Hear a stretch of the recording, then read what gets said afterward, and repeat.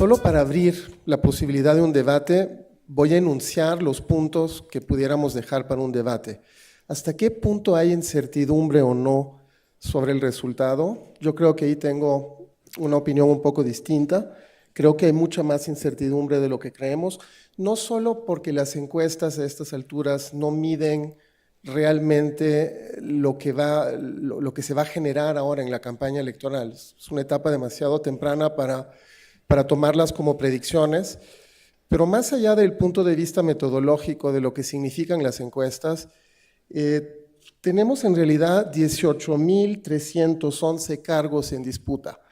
No solo hay una contienda presidencial, hay 18.310 otras contiendas, 627 contiendas federales y 17.682 locales.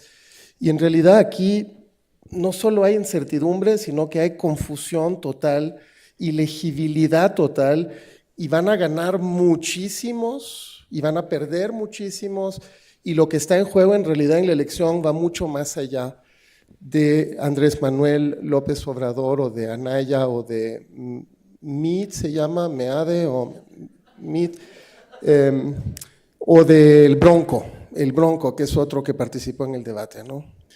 Entonces, a lo que voy es que Jean-François me invitó para hablar de política subnacional, así que por eso empiezo por insistir en que hay 18.311 cargos, y se dan cuenta, para analizar 18.000 cargos, como que ya con una mano está muy difícil hacer eso, y de hecho es muy complejo el tema. Así que lo que les voy a presentar un poco son como algunos elementos para empezar a entender la complejidad de la elección.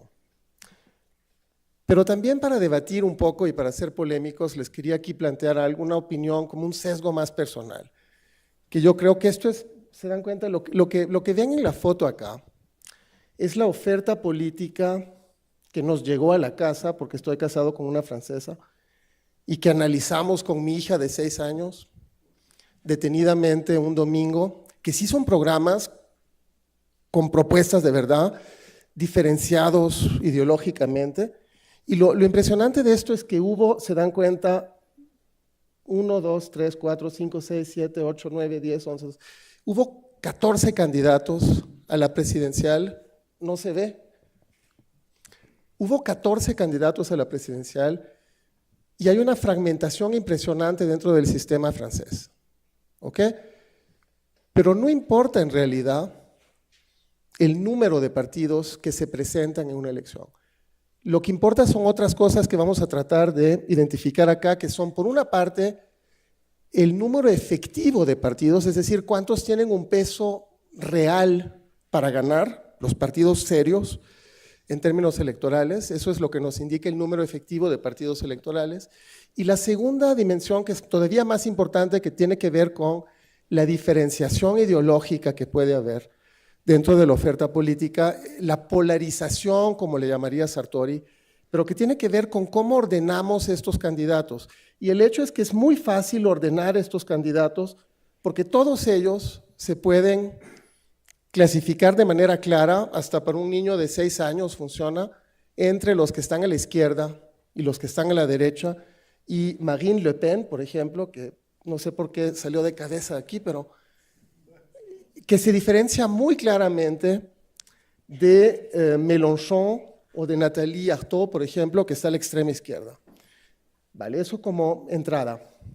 El problema que tenemos en México es que esto no funciona, porque en México no tenemos este tipo de polarización ideológica clave. Y yo creo que esto tiene que ver con la particularidad del régimen político y tiene que ver con el hecho de que, como tuvimos durante mucho tiempo un partido hegemónico dominante, cuasi único, la cultura política mexicana ha implantado una idea muy fuerte del consenso. Ustedes, cuando van a reuniones políticas, escuchan 2 opiniones incompatibles, muy contrastadas, luego una tercera persona que dice: creo que estamos de acuerdo, estamos llegando a un consenso, y luego se pierde el contraste y rápidamente se construye un consenso y se pierde la diversidad de propuestas. Esto en un régimen con un partido que moviliza el 90% del voto válido, con el 50% de la población en edad de votar, eso es lo que genera un consenso. El problema es que eso ya dejó de existir y pasamos a un mundo muy distinto, en el que por lo pronto lo que ya no tenemos son propuestas claras, y vamos a ver cómo se fragmentó todo este sistema. Pero básicamente lo que yo creo es que lo que hace un poco falta para entender, digamos, la oferta política o las ofertas políticas en los distintos niveles, no solo son los partidos, sino que también son estos clivajes que pudieran darle sentido a los partidos para identificar claramente qué contrastes hay entre propuestas.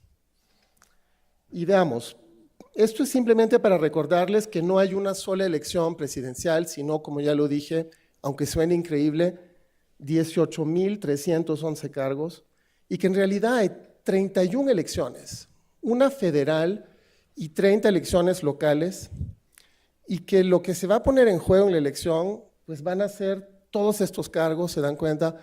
Hay una complejidad impresionante para entender este mapa, casi diría que hay que ser experto para entenderlo, pero lo que quiero señalar es que hay todo tipo de configuraciones posibles entre estados que elegirán todo, estados que no elegirán, que solo elegirán al presidente y a los diputados federales, y a lo que voy es que, ¿cómo se refleja esto en la oferta política en los distintos niveles? Esto es un problema teórico para los politólogos y es un problema práctico para los electores, y vamos a ver que sí es un problema de verdad para los electores.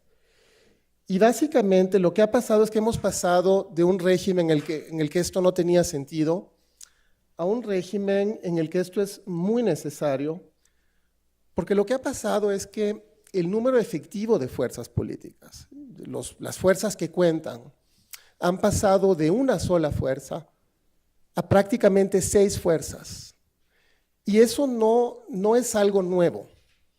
Eso empezó en 1997 y algunos de nosotros obsesionados lo hemos señalado desde hace años, pero lo que pasa es que en esta elección se está volviendo claro, pero en realidad el proceso viene del 97, ya se detecta también en 2003 ya se ve claramente, en 2009 se ve claramente, y ya en 2015 pues la situación es muy clara, pero lo que voy es que en realidad el proceso empieza en 97, es decir, antes de la alternancia presidencial que configura el nuevo juego político. Es un matiz, pero creo que hay que pensar un poco en lo que significa este matiz.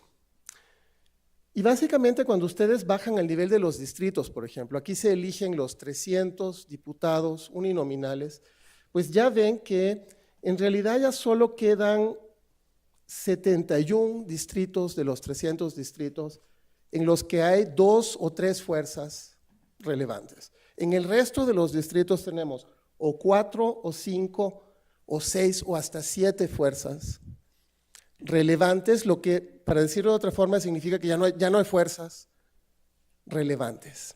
¿Okay?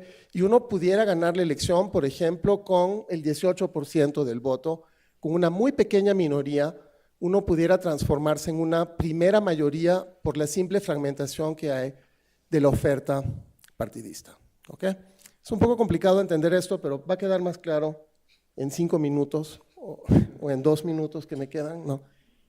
Pero básicamente lo que pasó es esto. Pasamos de algo bastante simple con, pueden votar por Echeverría o por Echeverría o por Echeverría o por Echeverría, a pueden votar por, disculpen, López Portillo también es una opción. También es una opción y esa sí fue completamente única, ¿no?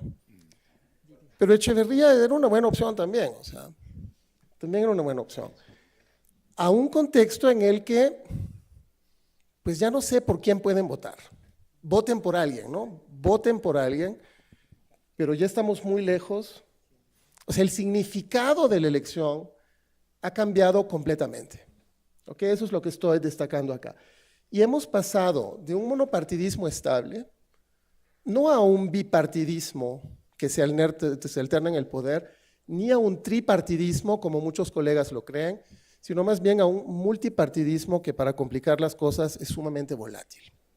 Y cuando vemos esto, bueno, esto es cómo incrementó el número efectivo de partidos políticos, cómo incrementó la volatilidad a nivel de secciones electorales.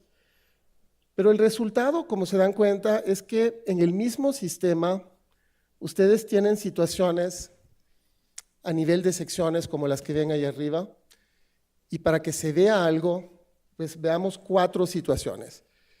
Tienen todavía secciones que funcionan como el antiguo régimen, con una sola fuerza efectiva, que moviliza, no como López Portillo al 100%, pero sí tasas más honorables del 90% de los votos competitivos, o sea, un monopartidismo competitivo con presencia testimonial de algunos otros candidatos, y de eso hemos pasado básicamente a situaciones en las que no solo hay mucha volatilidad, sino que tampoco hay estabilidad en el tipo de fuerzas que asume luego el papel de la primera minoría.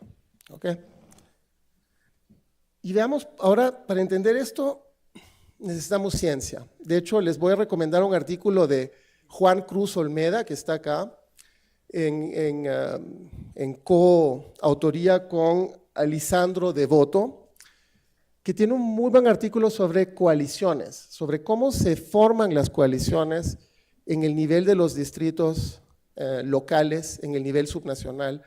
Y pues es muy interesante el artículo porque permite entender a pensar la complejidad de este fenómeno. Pero para no anticiparles la lectura que les aconsejo de este artículo, más bien les muestro 2 estudios de caso que nos permiten un poco ilustrar de qué estamos hablando. En Chiapas, en los últimos 18 años, han participado 1, 2, 3, 4, 5, 6, 7, 8, 9, 10, 11, 12, 13, 14, 15, 16, 17, 18, 19 partidos políticos nacionales y locales. Y a partir del 2000, eso también lo tenemos claro, lo que pasó es que hasta el mismo PRI se dio cuenta que era difícil ganar en estos contextos y empezaron a armar coaliciones. Y el problema de esas coaliciones es que no fueron coaliciones estables, convergentes, coherentes, consistentes, como las que se forman en regímenes parlamentarios, en Holanda, por ejemplo, o en Austria, o en otros sistemas parlamentarios, a donde la coalición sirve para formar la mayoría que va a gobernar el país. Estamos en un sistema presidencialista, federal, y por lo tanto estamos en el peor escenario, y en realidad las coaliciones acá sirven para ganar una elección, pero una vez que se gana la elección, se disuelve el acuerdo, no hay un programa que arma, digamos, una propuesta política, y luego se va hasta la próxima elección, pero lo que es muy grave en realidad para el elector es que todo es posible en términos de combinaciones, es sumamente volátil y el problema es que se vuelve rápidamente ilegible, ¿se dan cuenta?